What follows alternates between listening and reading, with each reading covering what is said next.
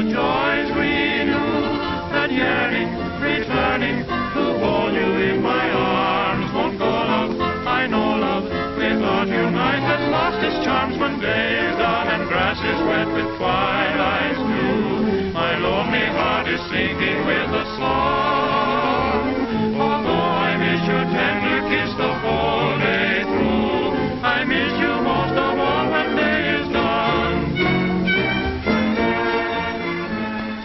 What's behind the bright lights of the sky signs? Here's the biggest one of them all. Let's take it apart and see what makes it click. A regular forest of globes. Enough steel for a skyscraper. And that's what it is. 23 stories high. By day, this sparkling giant of the night needs a lot of care. What are those things up there? Flies? No, sir. They're the men behind the bright lights. Sign monkeys who scramble about this sky alphabet as easy as A, B, C. They're a hard-working crew who shinny up and down a lot of ropes to be sure that every one of these millions of lights will keep on duty through the night. You have to know your ropes to get anywhere in this contraption. A bosun chair it's called. And it's just like those the sailors use when they repair the rigging on a boat. If your feet don't get mixed up in starting, you're okay. There is a knack to this. Like picking flowers in a glass garden. And the bigger the garden, the more men it takes to keep them all in bloom. Just a good day's work for new globetrotters. Such a business. But all those little lights must twinkle brightly in the night sky. This moving sign is called a motograph. There are more than 8,000 lights in this one, and with a life of only 6 to 8 months to a globe, rarely a day passes without 30 or 40 having to be replaced. No, his knees aren't shaking, that's the wind. Hardly any superstition among these fellows. Cat's feet are a lot more help than rabbit's feet. Of course, in a 40 or 50 mile an hour gale, there's no 3 on a match. Well, after all, a fella can fall only once, they say. Once he gets going, there's nothing he can do about it, so why worry? But the sign monkeys are only a part of the crew it takes to keep the bright lights bright.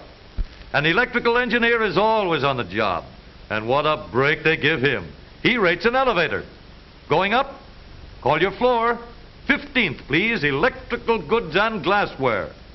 Look in this control room. 100 things to watch all at one time. This is the flasher. It controls the lights that move around the big circle. The flasher is simply a rotating drum.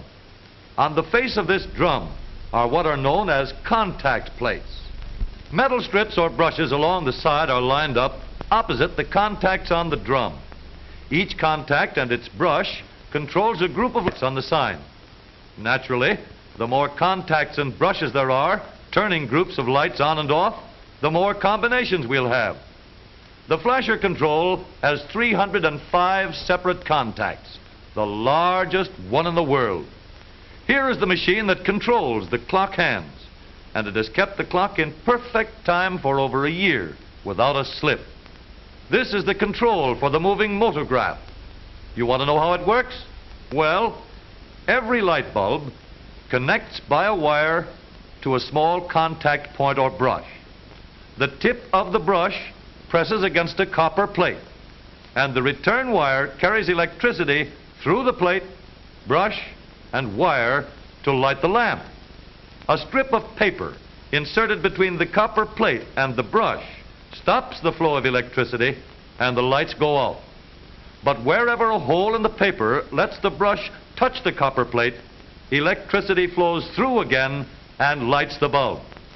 No matter how many light bulbs and brushes are connected, each of them operates the same. This is a motograph sign panel studded with thousands of light bulbs. And this is the contact board on the motograph control, carrying thousands of brushes. Each light bulb on the sign panel connects to a brush on the contact board. A copper plate is hinged to the contact board, and a wire goes to the plate. As the copper plate is pressed against the brushes, electricity passes from the plate through the brushes and wires to the lights, and they all go on. If a strip of paper is passed between the copper plate and the brushes, the lights will all go out. But wherever holes in the paper permit any brushes to touch the copper plate, the lights connected to these brushes will go on. The message is punched in a roll of heavy paper, like a player piano roll. When the paper travels between the brushes and the copper plate, different groups of lights on the sign panel flash on and off. And when running, makes you think the lights are moving when they're not. Now, let's have another look at the motograph control. These wires leading from the lights all connect with the brushes at the back of the contact board. The paper carrying the motograph message is put between the brushes and the copper plate door. Then the plate goes against the paper and the brushes are clamped into place. The rest of the paper record is put on rollers so it will run through the motograph smoothly. The switch is turned on, the motograph goes into action, and the animated message is flashed across the display. And so, clambering over the face of this giant of the night, the man behind the bright lights has only to be a combination engineer, electrician, strongman, juggler, and the man on the flying trapeze. Anyhow, there's very little traffic up here. Just think of the poor pedestrians down there, dodging back and forth among those cars. What chances people do take. A fellow is certainly a lot safer up here.